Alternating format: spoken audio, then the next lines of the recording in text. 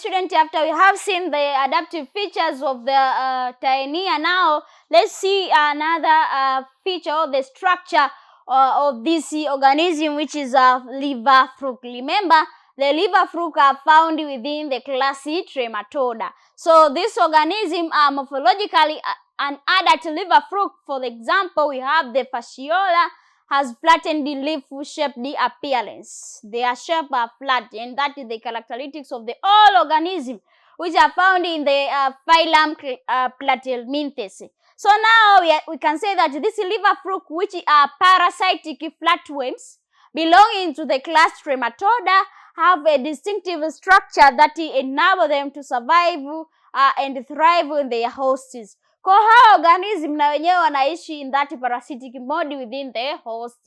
So what kind of structure do these organisms possess that help them to live in parasitic mode? So first we have to remember this organism, liver fruit, are found within the class Trematoda. So the structure now, let's see the structure of this organism.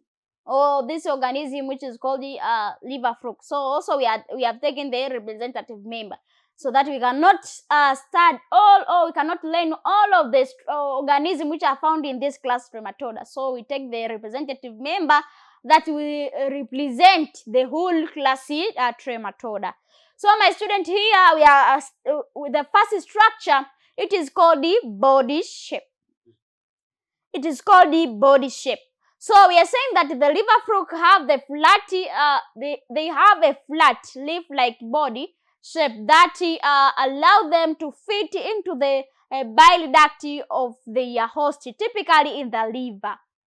Kwa sasa hawa organism ambao wanapatikana ndani ya hii phylum, ndani ya hii class Trematoda, tunasema kwamba their body, they are flat. So sasa inapelekea hawa organism to have the leaf-like body shape. Yani shape yao, au tunasema kwamba muonekano wao unakuwa kama muonekano wa jani. Jani linavyoonekana, jani linakuwa ni la flat. Kwa sasa this organism, they have that structure. So tunasema hiyo sasa ina allow this organism to fit within the bile duct.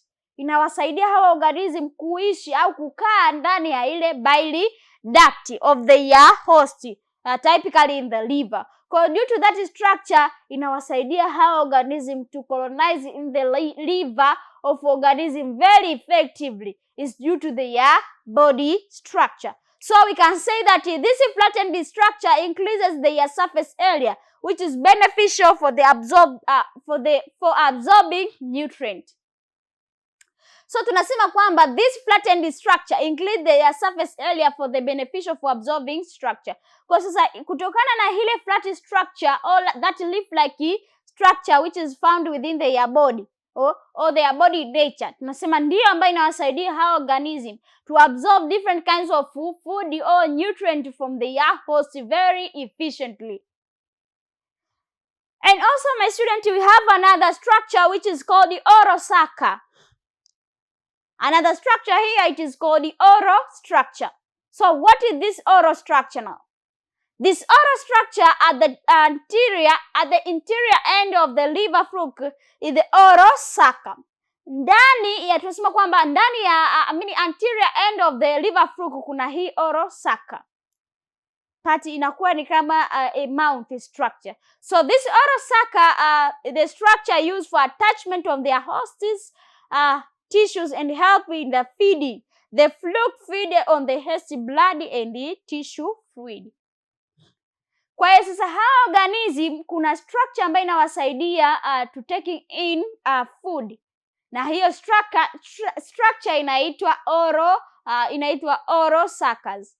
Hii oral sac, remember this organism, they eat on the blood. Wanakula damu pia, wanakunywa damu pia, na wanakunywa hizi tissue fluid ndani ya mwili wa host.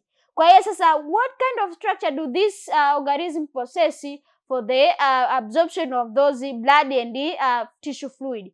The possession of the oral sac help them for attachment and for taking in the blood together with that tissue fluids. And also apart from that, this organism, they possess another structure which is called the pharynx. this structure, it is called the pharynx. So what is this pharynx helping in parasitic mode of life?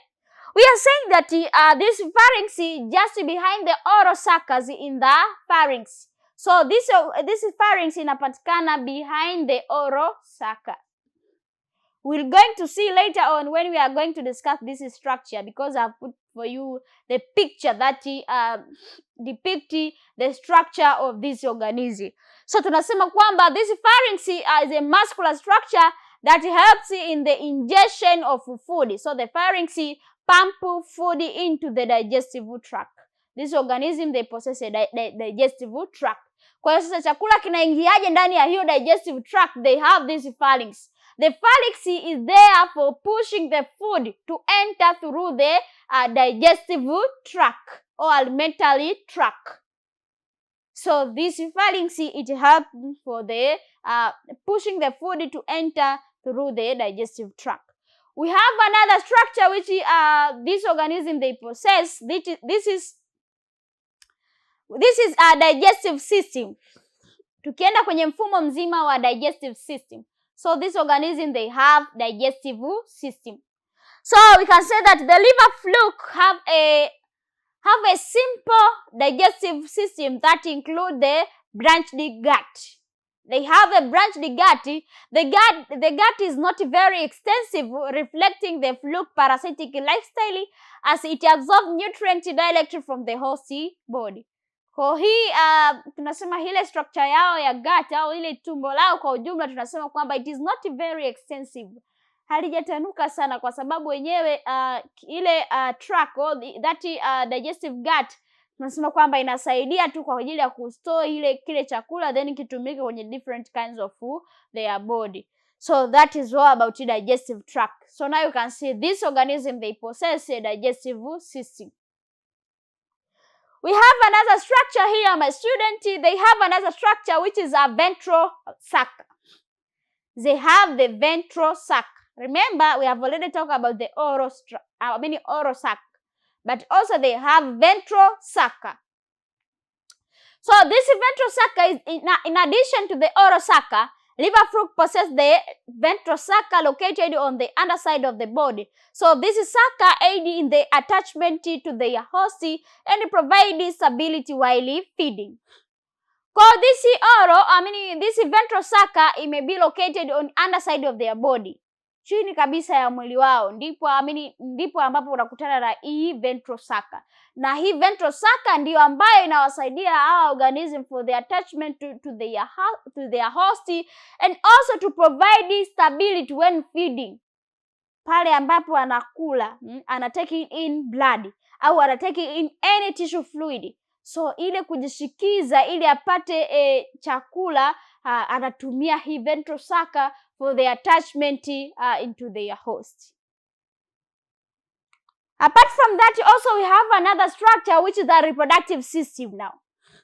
This organism, liver fluke, are hermaphroditic, meaning they have both male and the female reproductive organs. So we are saying that their reproductive system is a complex allowing them to reproduce a large number of eggs. So they are hermaphroditic in nature, meaning that they possess a male and a female part within the one organism. Within the single organism, they possess both of them, both of the structure, meaning that the male and the female organ. Kwa hiyo sasa hiyo ndio ambayo inawasaidia hawa organism to reproduce large number of the eggs to ensure their continuation of food generation or to ensure their survival.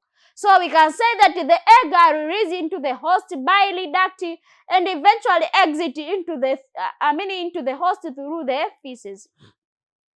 So zile eggs ambazo wanakuwa anazalisha huyu liver fluke zina be excreted au zinatolewa, zinaingia ndani ya bile duct. Bile duct, remember, bile duct inakaribiana sana na the stomach of organism. So that anatoa ile zile eggs organism through the feces. Through the feces. Kwa kupitia feces ndipo ambapo how organism they exit their eggs. The last one here we have the life cycle now. The life cycle of this organism, we are saying that the liver fluke has a complex life cycle that usually involves the multiple host, including the snails as an intermediate host. Snails hapa tunasema yule konokono ndio ambaye anakuwa ni intermediate host wa hawa liver fluke. So we can say that the the larva develop within the snails before being released into the environment, where they can infect definite hosts such as livestock or a human. So a human being anakuwa kama a definitive host, ambapo sasa baada ya yule organism kutoa ile liver fluke kwenye the environment, if organism will take in any something that contain that liver fluke, ndipo ambapo atakuwa taking in, so that organism anakuwa kama definitive host. So my student, this one is the structure of the liver fluke. Now you can see here we have this excretal pore, we have this is the flattened board. Now you can see as it has also we have this oral sucker. This one is the oral sucker ambayo inamsaidia to taking in fluid and blood, and this one is the mouth. Now you can see they have head, they have this genital pores where now it release different kinds of wastes, and also it has this acetabellum.